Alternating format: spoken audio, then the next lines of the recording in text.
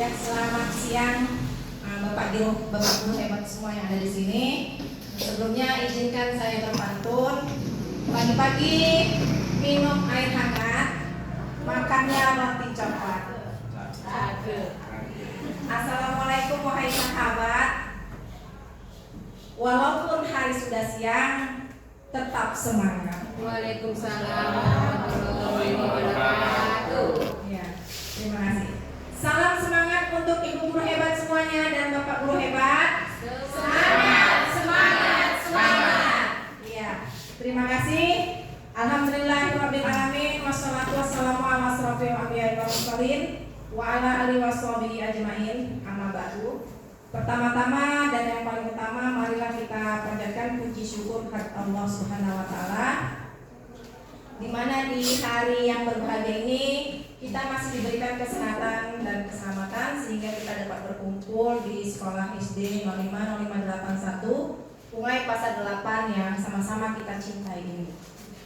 Salawat bertangkaikan salam tak lupa pula kita hadiahkan kepada baginda Rasulullah, di mana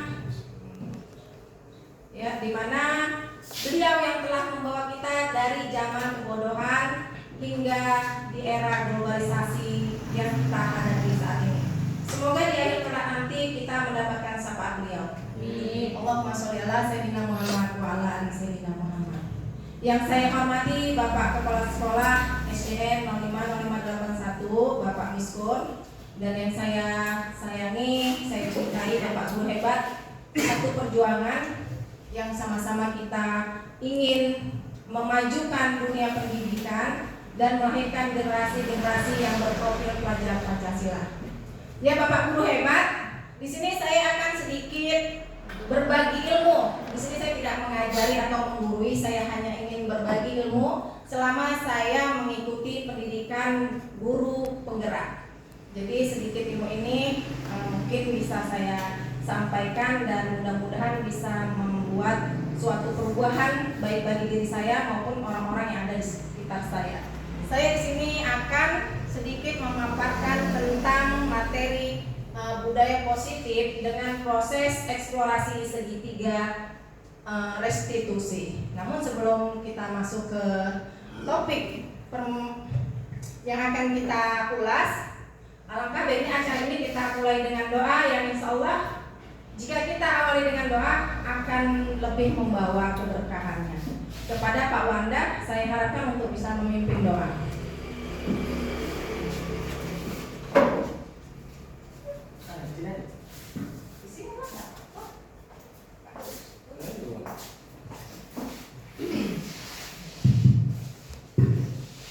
Assalamualaikum warahmatullahi wabarakatuh. Waalaikumsalam warahmatullahi wabarakatuh.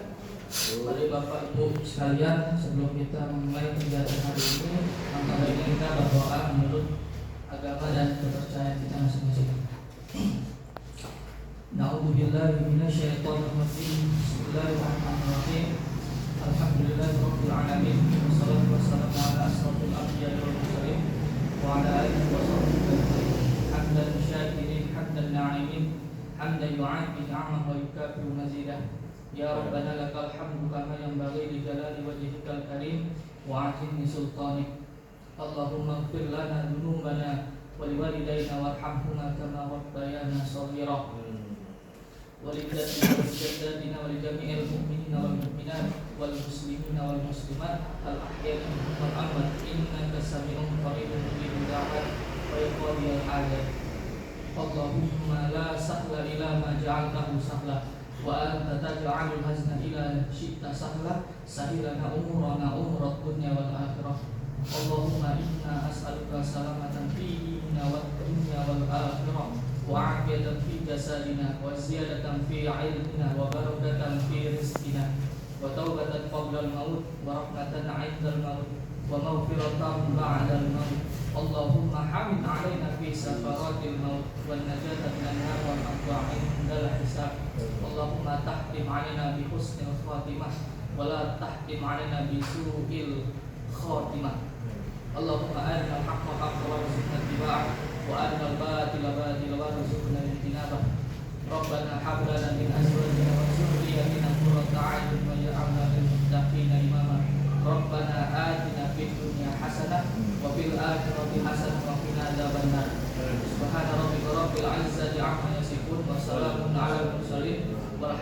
Rabbil Alamin. Assalamualaikum warahmatullahi wabarakatuh. Waalaikumsalam warahmatullahi wabarakatuh. Oke, terima kasih kepada Pak Ustaz yang sudah memimpin doa. Semoga apa yang kita harapkan dan kita doakan dijabah oleh Allah Subhanahu wa taala dan acara ini dapat membawa kebaikan ke depannya. Kemudian saya harapkan kepada Bapak Kepala Sekolah untuk bisa memberikan 1-2 patah kata nasihat dan bimbingan untuk kami semua dan terutama untuk saya. Semoga bisa memberi arahan yang lebih baik ke depannya. Bapak silakan.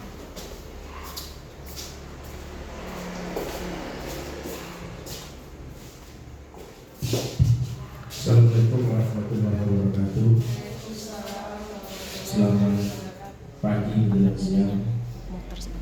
Pertama-tama marilah kita mengucapkan puji syukur kepada Allah Subhanahu wa taala atas rahmat, nikmat, kesempatan, keimanan yang masih diberikan kepada kita semua sehingga kita dapat melaksanakan tugas yang sudah diamanahkan kepada kita.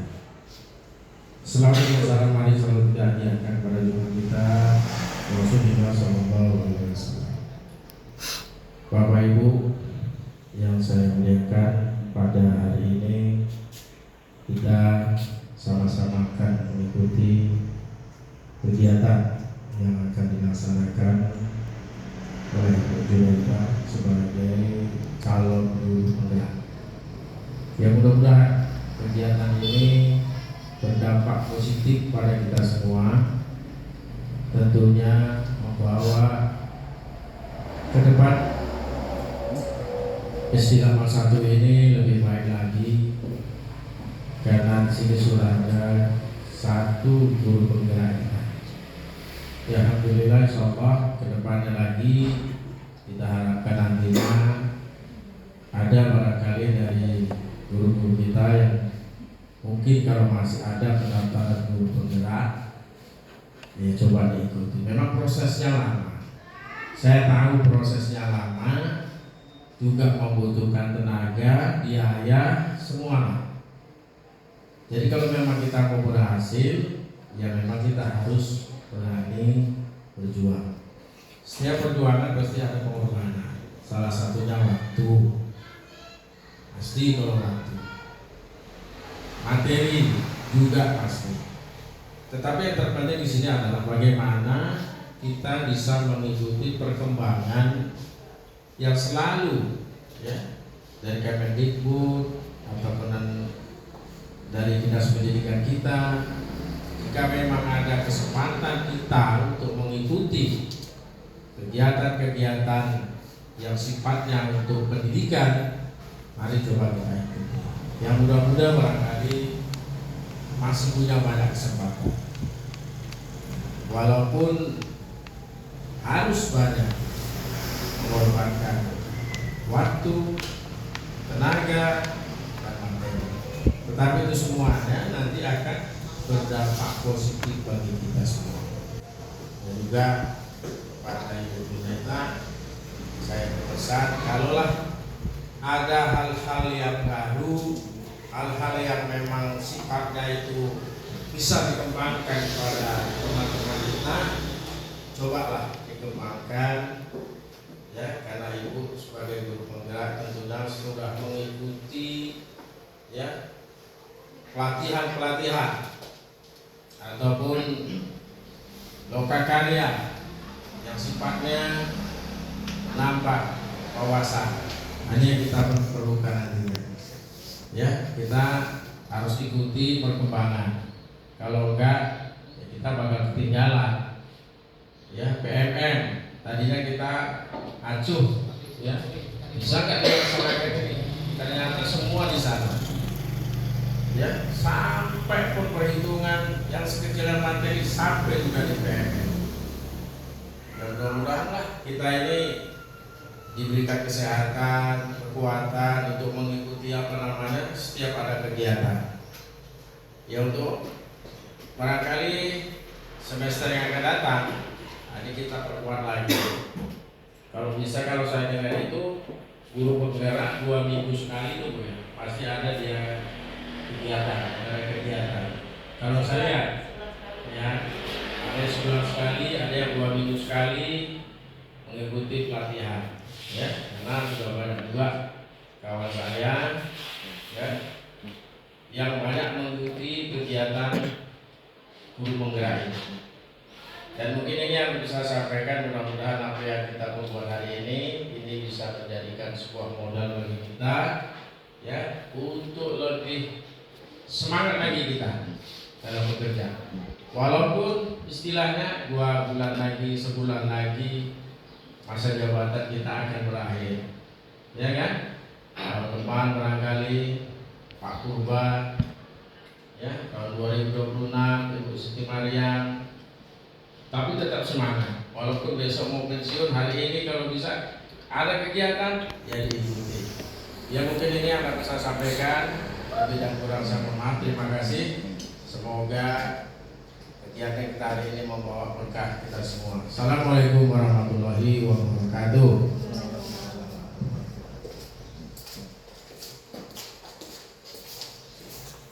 Terima kasih kepada Bapak Kepala Sekolah yang sudah memberikan kata-kata bimbingannya. Semoga dapat bermanfaat untuk kita semua, terutama untuk saya. Baiklah Bapak Ibu guru hebat, di sini saya akan mencoba memaparkan tentang budaya positif.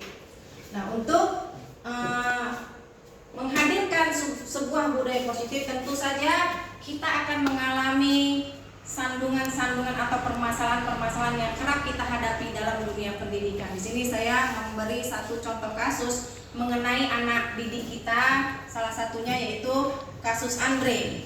Andre salah satu siswa yang kerap ribut dengan teman-temannya, suka membuat keributan yang berulang dengan teman yang berbeda. Dan Andre juga salah satu siswa yang tidak berpenampilan rapi dengan gaya rambut yang panjang dan terkesan tidak disisir. Saya kerap menegur agar tidak membuat kegaduhan dengan teman di kelas, apalagi pas jam pelajaran berlangsung. Saya juga mengingatkan Andre untuk memotong rambutnya. Keesokan harinya, Andre memang memotong rambutnya, tapi hanya bagian ujungnya saja, dan penampilannya pun tetap tidak rapi. Nah, dari kasus ini tentu saja Bapak Ibu guru mempunyai tekniknya masing-masing dalam menyelesaikan permasalahan yang dihadapi oleh anak-anak didik kita. Sebelum kita lanjut ke materi, kita speaking dulu sebentar ya Bapak Ibu guru, biar suasananya nggak terlalu tegang. Jadi di sini saya ada gerakan yang membuat konsentrasi Ibu sedikit bisa terfokus. Saya punya gerakan, Bapak Ibu guru boleh berdiri sebentar. Jadi di sini saya mengatakan menari Mirna di atas menara. Jadi kalau di atas menara menari Mirna. Mirna menari di atas menara. Paham ya Bapak Ibu guru? Nanti saya ngomong nggak saya peragakan lagi tangan saya. Kira-kira Bapak Ibu guru bisa fokus nggak? Sekali lagi ya Pak ya. Menari Mirna di atas menara. Di atas menara Mirna menari. Mirna menari atas menara. Bisa ya? Bapak Ibu ya? Oke. Menari Mirna di atas menara. Di atas menara menari Mirna. Mirna di atas menara menari. Menari si Mirna di atas menara. Iya, terima kasih.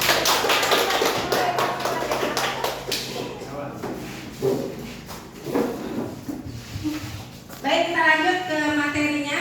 Tadi ada kasus Andre. Tentu saja setiap manusia atau setiap individu perlu kita ketahui dalam melakukan suatu tindakan pada dasarnya adalah tujuannya untuk memenuhi kebutuhan dasarnya sebagai manusia. Jadi sebelum kita menyelesaikan permasalahan Andre, lebih baik kita sebagai guru harus memahami apa sebenarnya kebutuhan murid yang sedang ia harapkan. Nah, kebutuhan murid atau kebutuhan manusia itu terbagi atas 5. Kebutuhan Kebutuhan itu tidak hanya berlaku untuk anak murid kita saja Bapak Ibu guru, tapi kita sebagai guru juga mempunyai kebutuhan itu. Di antaranya yaitu kebutuhan untuk bertahan hidup atau kata lain survival. Kemudian kebutuhan kasih sayang dan rasa diterima, dengan kata lain love and belonging. Kemudian ada kebutuhan kebebasan atau freedom, kekuasaan dan kesenangan. Kekuasaan tadi power dan kesenangan adalah fun. Nah, apa itu kebutuhan hidup bertahan? Next. Kebutuhan bertahan hidup atau survival adalah kebutuhan yang bersifat fisiologis untuk bertahan hidup. Misalnya manusia itu butuh makan, butuh istirahat, tempat berlindung, keamanan dan kesehatan. Kemudian kebutuhan sayang dan ingin diterima adalah kebutuhan psikologis seperti rasa diterima, dipedulikan, berbagi, bekerja sama, menjadi bagian suatu kelompok, dikasihi, mengasihi, sayang, menyayangi, kebutuhan akan hubungan dan koneksi sosial, kebutuhan untuk terhubung dengan orang lain, teman, keluarga, rekan kerja, kelompok, bahkan dengan hewan peliharaan kita sekalipun. Dengan apa kita mewujudkannya? Dengan hubungan yang hangat, yaitu hubungan kasih sayang. Karena kita di sekolah juga kan butuh teman, jadi kayak mana supaya kita aman gitu kan. Jadi disitulah kita merasa diterima. Kebutuhan kebebasan atau freedom. Kebutuhan untuk bebas adalah kebutuhan untuk mandiri, otonom, untuk memiliki pilihan, mengembangkan daya lenturnya dan mampu mengendalikan arahnya sendiri. Kebutuhan ini terkait kebebasan untuk memilih atau membuat pilihan.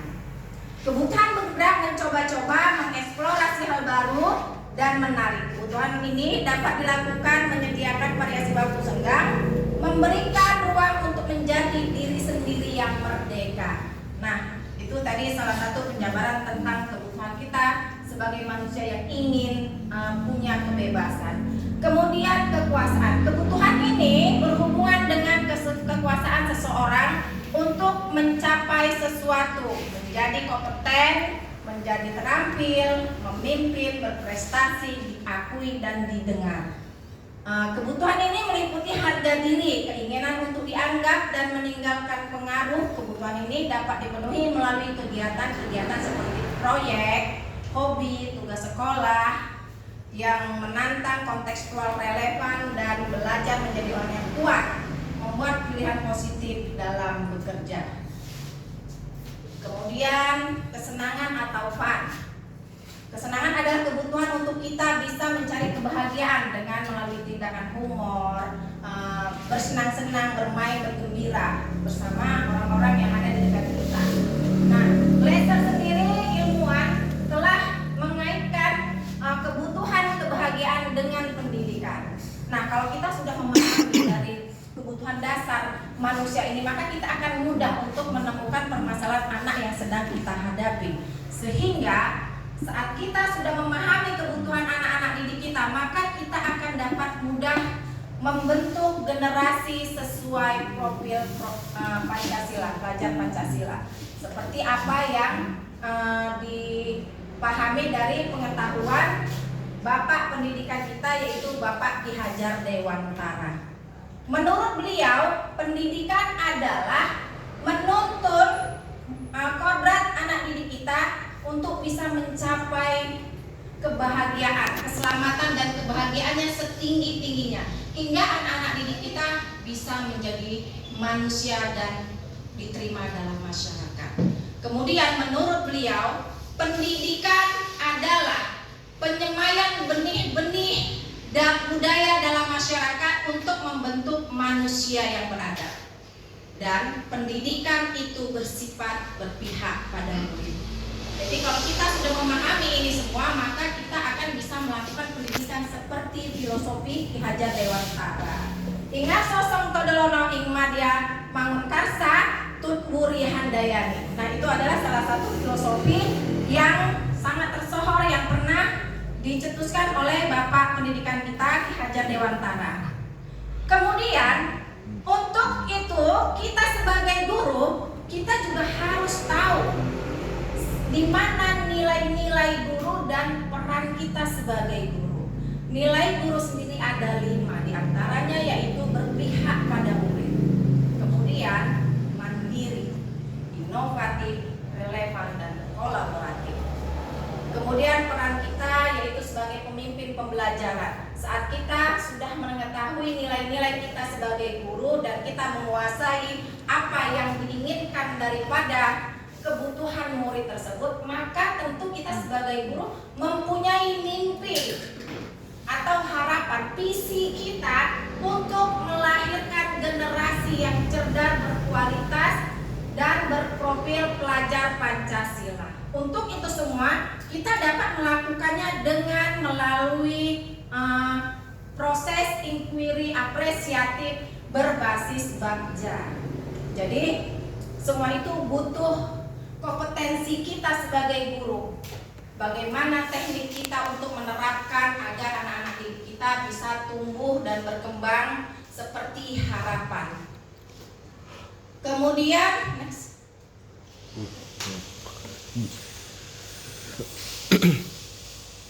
Tadi kita sudah bercerita panjang lebar ya Bu, sampai kita ujungnya memimpikan generasi-generasi yang berprofil pelajar Pancasila.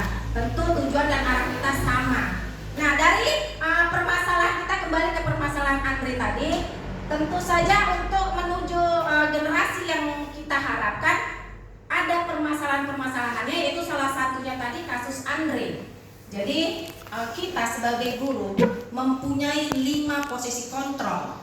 Sebagai guru kita mempunyai 5 posisi kontrol. Nah selama ini kita pakai posisi yang mana? 5 posisi kontrol itu ada diantaranya posisi sebagai penghukum, yang sifatnya kita kenapa anak salah kita suruh dia berlari ke lapangan. Nah itu posisi menghukum ya Pak Guru ya. Kemudian posisi kontrol sebagai pemberi rasa bersalah. Saat murid melakukan kesalahan, kita melimpahkan bahwasanya kesalahan itu berdampak melebar. Yang ia rasakan atau yang ia lakukan itu akan berimbas kepada orang-orang yang ada di sekelilingnya, sehingga anak merasa kecil hati. Gara-gara aku. Contoh, Andre, gara-gara kamu ribut di kelas, akhirnya sekolah kita ini jadi buruk di luar sana. Gara-gara Andre. Jadi Andre ini merasa, gara-gara aku ya.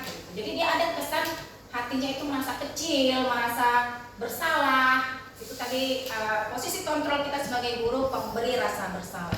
Kemudian ada posisi kontrol sebagai teman. Nah kita kerap kali menganggap bahwasanya kalau sebagai teman kita akan bisa memberikan rasa nyaman kepada anak-anak didik kita. Mereka bisa lebih leluasa untuk mengekspresikan apa yang ada dalam pikiran mereka dan apa yang ingin mereka lakukan. Terkesan memang itu baik posisi itu.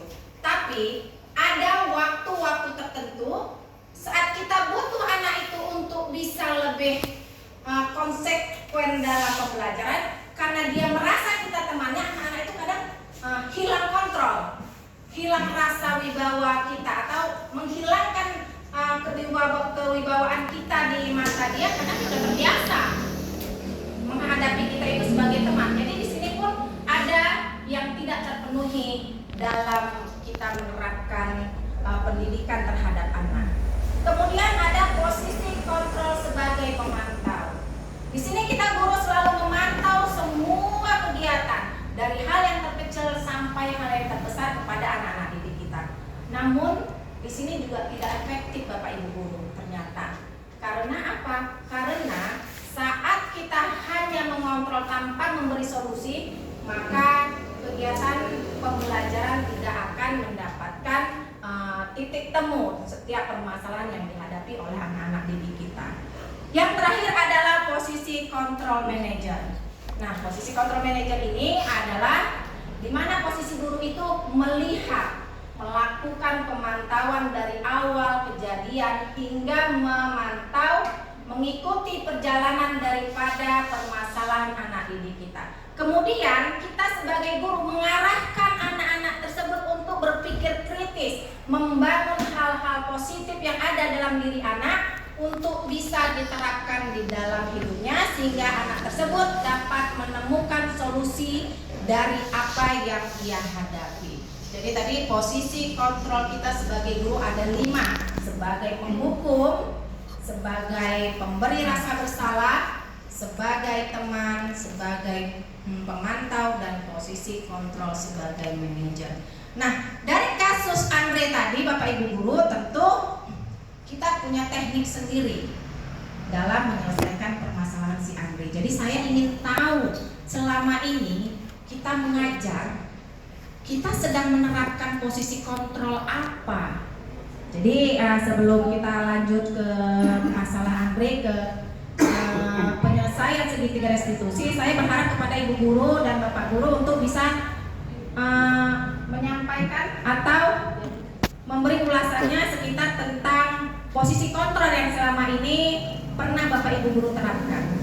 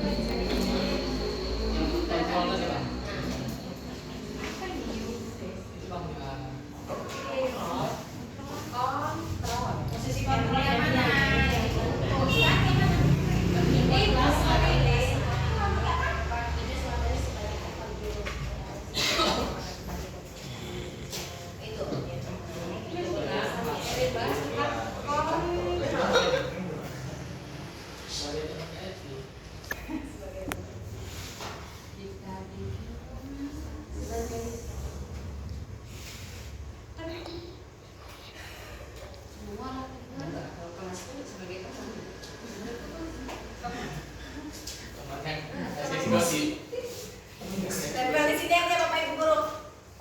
Kita tempel di sini aja. Nanti biar kita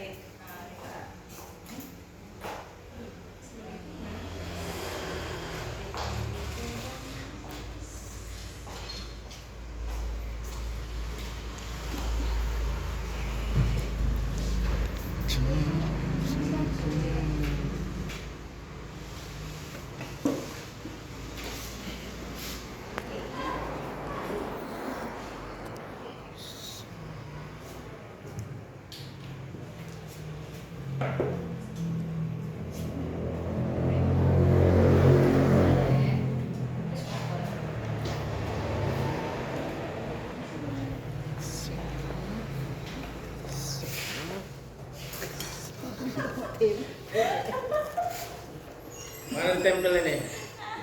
kita jangan boleh Pak. Siapa yang siap? Niki. Mana lagi? Oh, nih. Jadi kertas ini. Udah, yang udah.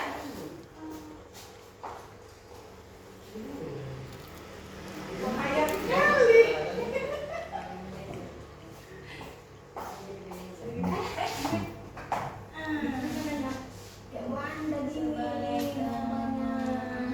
Udah apa-apa ini.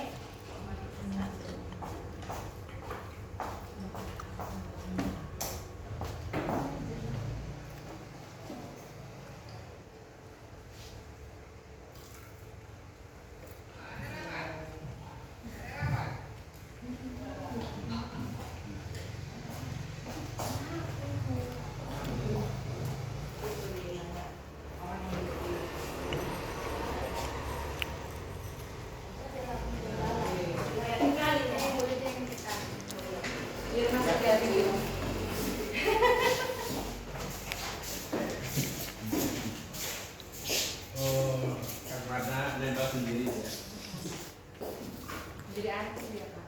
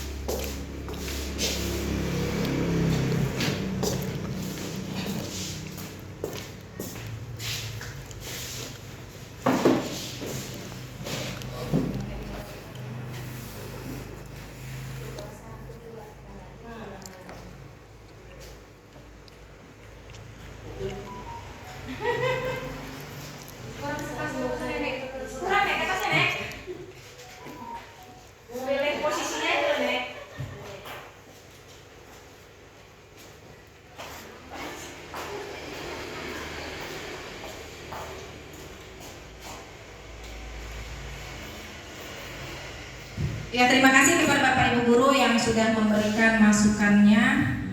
Jadi di sini mengenai posisi kontrol kita sebagai guru, kita tadi ada 5 ya. Ada posisi sebagai penghukum, sebagai teman, pemberi rasa bersalah, sebagai pemantau, dan sebagai manajer. Jadi di sini yang saya perhatikan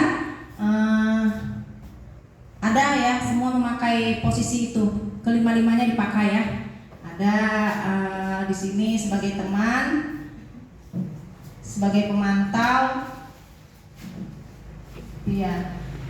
Dan di sini tadi ada sebagai manajer ya. Ini sebagai manajer siapa ya? Wijaya. Jadi bos ya. Sebagai manajer, iya. Ya Bapak Ibu guru, semuanya bagus ya. Semuanya bagus. Posisi itu semuanya bagus. Hanya saja posisi yang paling tepat untuk dapat kita gunakan atau kita terapkan kepada anak-anak didik kita yaitu posisi sebagai manajer. Semuanya bagus ya Bapak Ibu guru ya. Kita sebagai manajer itu udah mencakup semuanya.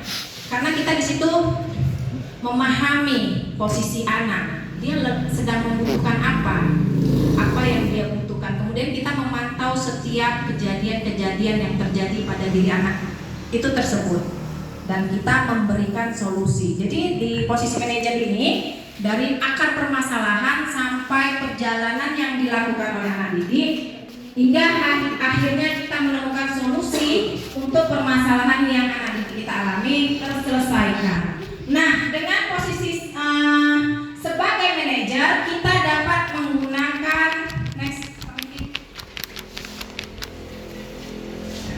segitiga restitusi.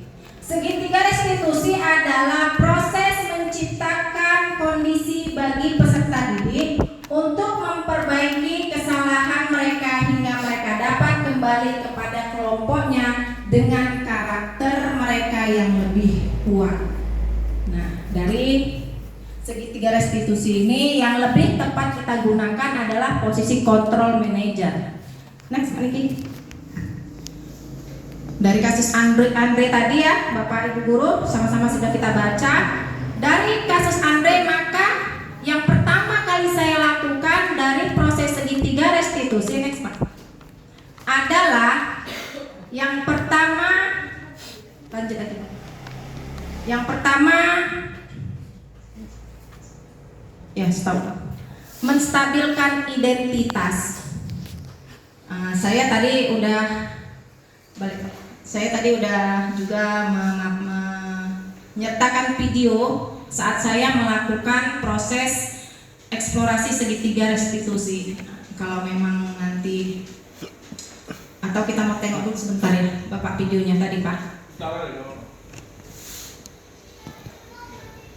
Kita tengok cara saya saat menerapkan segitiga restitusi terhadap kasus Andre.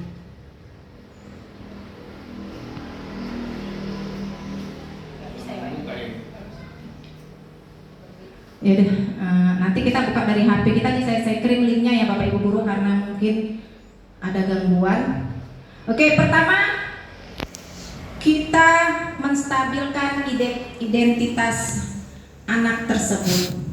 Seperti apa menstabilkan identitas anak? Kita berusaha mencari tahu kenapa dia dipanggil. Kan dia kita panggil ya Bapak Ibu guru. Andre kita panggil secara empat mata untuk bicara dari hati ke hati. Permasalahan apa yang sedang ia hadapi? Saat kita bertanya, Andre tahu nggak kenapa Andre ibu panggil?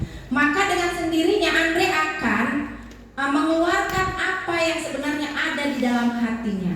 Saat dia mengeluarkan apa yang ada di dalam pikiran dan alasan-alasan melakukan kesalahannya, maka kita sebagai guru mencoba untuk menstabilkan identitas yang dia miliki. Kita tidak boleh menghadir, kamu salah, gara-gara kamu begini. Enggak seperti itu. Kita enggak marah sama dia, tapi kita mencoba memaklumi apa alasan dia melakukan kesalahan itu. Kemudian kita validasi tindakan yang salah. Kita mencoba memahami, kemudian kita mengarahkan.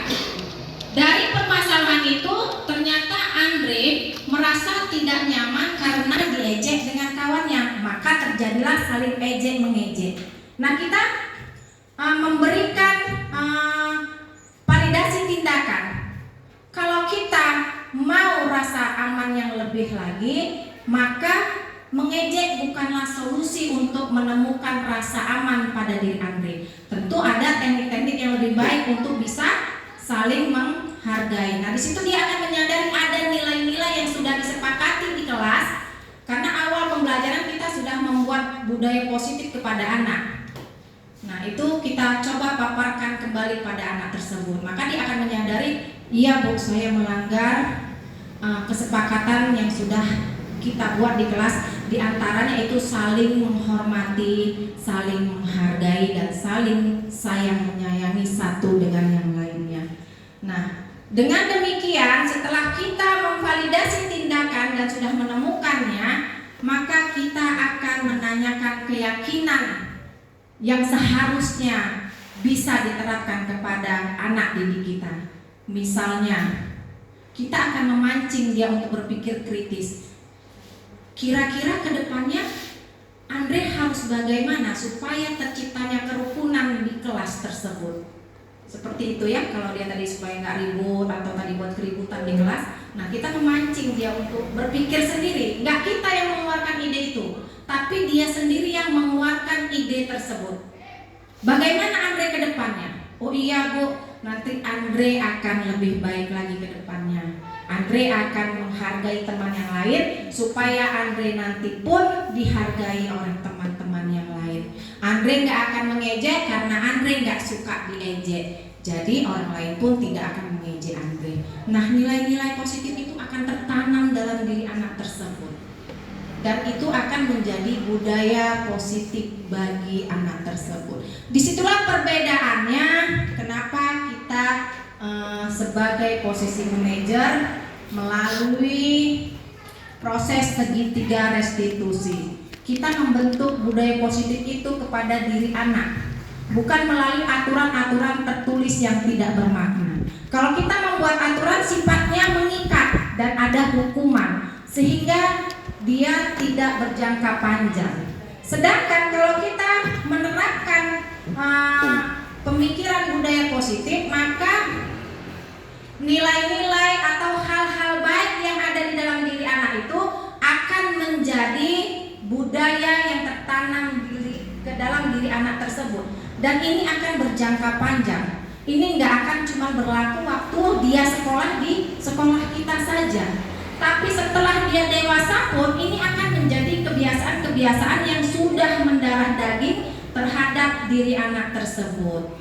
Jadi begitu kira-kira penjelasan saya tentang budaya positif, dan saya menerapkan eksplorasi segitiga restitusi dari awal prosesnya hingga akhirnya bagaimana kita bisa mewujudkan anak-anak didik kita yang berakhlak mulia, berkarakter, profil pelajar Pancasila sesuai dengan pemahaman yang telah disampaikan kepada Bapak Pendidikan kita, yaitu Bapak Ki Hajar Dewantara. Semoga apa yang saya sampaikan dapat bermanfaat untuk kita semua.